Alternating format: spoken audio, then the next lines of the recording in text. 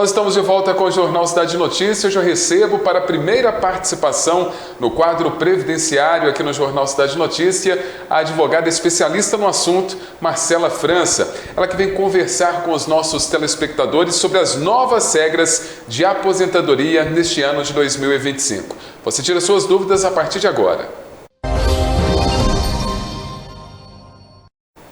Doutora Marcela França, prazer em recebê-la novamente. Desejo um feliz 2025, essa parceria renovada comigo e também com os nossos telespectadores. E agora nós vamos começar o ano já falando dessas mudanças, dessas novas regras em 2025, não é isso? Sim, Fábio, é uma alegria estar aqui novamente, mais um ano construindo essa história com o Grupo Cidade, com a equipe, com os telespectadores, com você. É uma alegria muito grande. 2025, tomara que seja um ano de muita saúde, de muita paz, prosperidade para todos nós. Esse assunto tem deixado muitas pessoas preocupadas, pensando que mudou muita coisa, mas já estava previsto desde a reforma da Previdência lá em 2019. Então eu te pergunto, doutora Marcela, qual a idade mínima para homens e mulheres solicitarem a aposentadoria por tempo de contribuição? A aposentadoria por tempo de contribuição, mesmo com a reforma da Previdência e com as regras de pedágio, outras regras que foram disponibilizadas na reforma da Previdência, numa delas você tem uma idade mínima. Então, a mulher para aposentar por tempo de contribuição, 59 anos, e o homem, 64 anos.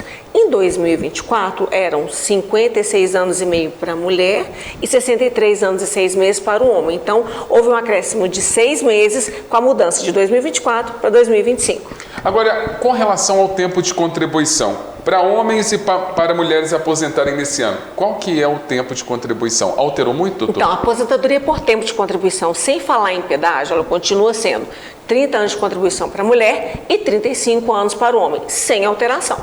Então vamos lá, até eu fiquei com dúvida, o que seriam essas regras de pedágio? Elas continuam existindo nesse ano de 2025 e o que é? Continuam existindo, nós temos duas regras de pedágio, de 50% e de 100%.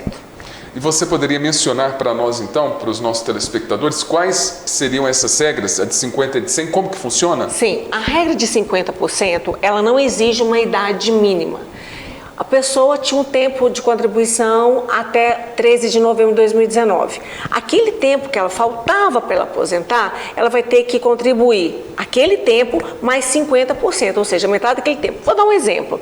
Pensa num trabalhador que estava com 33 anos de contribuição em 13 de novembro de 2019. Então, se ele estava com 33, ele precisa de 35 para aposentar. Faltavam 2 anos. Essa regra dos 50%, ele ia ter que trabalhar esses 2 anos, fechando 35 anos, mais um ano que é 50% desse tempo. Ou seja, ele iria aposentar normalmente com 36 anos de contribuição e sem idade mínima. E com relação a de 100%, como que funciona nesse ano? A regra de 100%, o próprio nome já fala. Sim.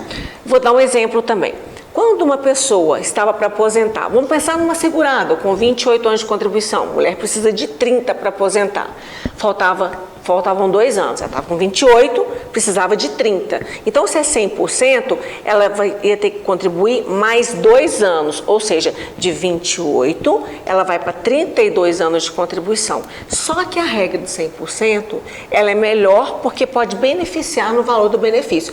Porém, são 2 requisitos: o tempo de contribuição e a idade. A idade mínima para a mulher é de 57 anos e de homem é de 60 anos. Além dessa regra de idade, de 50%, de 100%, tem a regra também de pontos. O pessoal acaba confundindo, né? Eu gostaria que você explicasse sobre essa regra. O que as pessoas mais confundem sobre a regra de pontos é o tempo de contribuição. Então, vou explicar para vocês. O tempo de contribuição para a aposentadoria por pontos da mulher continua exigindo 30 anos de contribuição. Então, são 30 anos de contribuição, mais a idade, que tem que somar 92 pontos em 2025. E para o homem vão ser 35 anos de contribuição, mais a idade, somando 102 pontos em 2025. Agora, doutora Marcela, como o segurado que está nos assistindo agora pode receber 100% da aposentadoria? É um sonho, né? Todo mundo. Até eu gostaria. Aliás, eu te peço isso todo dia, né? Pede mesmo. Então, para aposentar com 100%, o ideal é fazer um planejamento de aposentadoria. Inclusive, eu queria até comentar uma coisa que eu estava lembrando. A mulher, quando ela vai engravidar, hoje, com a modernidade, ela consegue se organizar para poder engravidar. A mulher ela pode fazer um planejamento para receber um salário maternidade. Ela pode fazer esse planejamento para aumentar o valor do benefício dela. Se ela trabalhar em empresa, inclusive, ela pode receber por até 6 meses o salário maternidade. No caso de uma pessoa que vai fazer uma cirurgia, vai ficar afastada por 4 meses, sabe que a cirurgia extensa também pode fazer um planejamento previdenciário para o período desse afastamento receber um valor maior de benefício também. Mas, para receber um valor mais alto, o ideal é fazer um planejamento de aposentadoria, planejamento de benefício. Quando que uma pessoa pode aposentar um valor maior? Dependendo do valor que ela contribui, se o homem contribui por no mínimo 40 anos e a mulher por no mínimo 35, não tem nenhum fator que vai influenciar. Então, esse benefício, suponhamos que ele receba R$4.000, provavelmente ele vai aposentar com 40 anos de contribuição com R$4.000. A mesma coisa para a mulher com 35 anos, tem que estudar, eu estou falando assim, de uma forma geral. Doutora Marcela, antes da gente encerrar o nosso bate-papo, a nossa entrevista de hoje, complicou mais nesse ano de 2025 para as pessoas se aposentarem? Muitas pessoas estão me perguntando isso. O que acontece, Fábio? Eu estava até conversando com uma cliente lá no escritório, ela me fez essa mesma pergunta. Doutora, está muito difícil. Olha, difícil não está, porque as pessoas estão vivendo mais, elas estão tendo mais qualidade de vida. Então, claramente, vai aumentar a idade, daqui a pouco talvez aumente o tempo de contribuição. É a ordem natural da Previdência de um país que está crescendo. O que está muito difícil é, por exemplo, em alguns governos, quem recebia o BPC-Loas poderia receber um incentivo do governo e poderia trabalhar de carteira assinada. No atual governo, se ele recebe um benefício do governo, ele não pode trabalhar de carteira assinada. Então, isso é muito ruim, porque cai a renda da família, que normalmente é de baixa renda. E os benefícios também por incapacidade, como no último programa, foi no último programa, eu expliquei que o tempo de afastamento de quem é contribuinte individual, de quem é autônomo, vai reduzir. Tinham benefícios que a pessoa já fazia perícia, ficava 60, 90 dias afastados. Agora, obrigatoriamente, começa com 30 dias, a não ser que seja um caso muito grave. Então, ficou mais difícil dessa forma.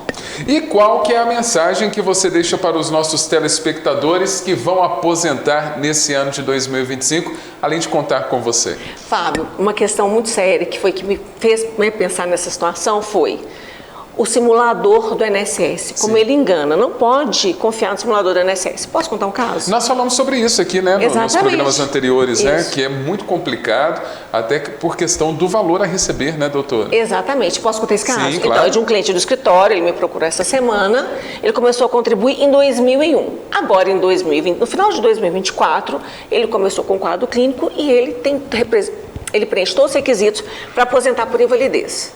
Alguém da família dele, lá, um contador, se eu não me engano, fez o pedido confiando no simulador do INSS. O que aconteceu?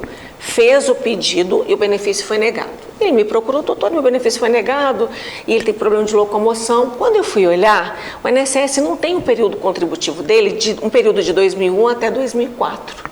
A invalidez dele se deu no meio desse tempo, ou seja, ele começou a adoecer nesse meio. Então, ele não tinha qualidade segurada, não estava contribuindo para o INSS. É um primeiro momento, né? Quando ele me procurou, que eu fui conversar com ele, fui buscar a documentação, o INSS não tinha essas informações. Mas ele tinha qualidade segurada. Então, agora que ele me procurou, eu vou fazer da forma correta. Não pode confiar no simulador da INSS. É a primeira mensagem da primeira entrevista de 2025.